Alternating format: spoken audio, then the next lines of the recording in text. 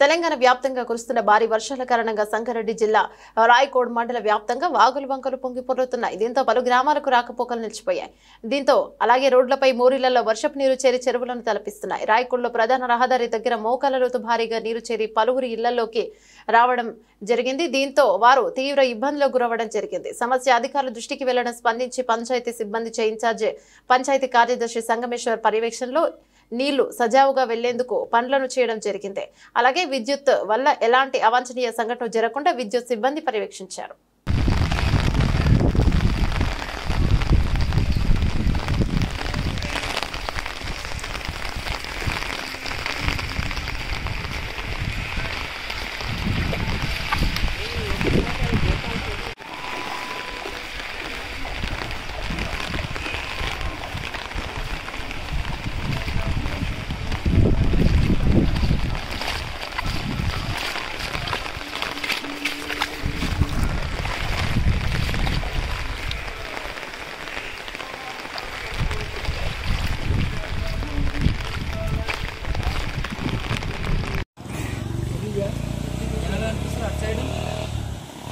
Ha ha ha.